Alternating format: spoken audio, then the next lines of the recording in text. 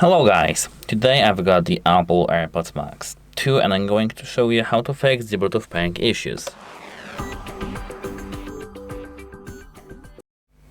So actually, to do this on your iPhone, at first open the settings.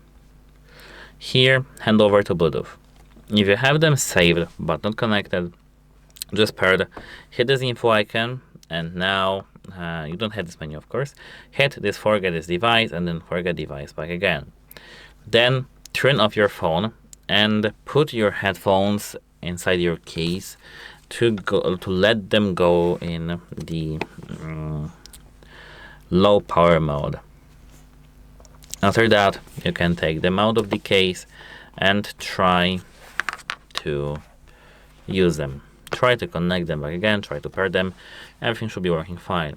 If it doesn't work fine, you need to just try to charge them up to 100%. So plug the cable, charging cable into them and just check if it works. If it does work, that's nice. But if it doesn't, we need to go to the last thing that we can do, which is the factory reset.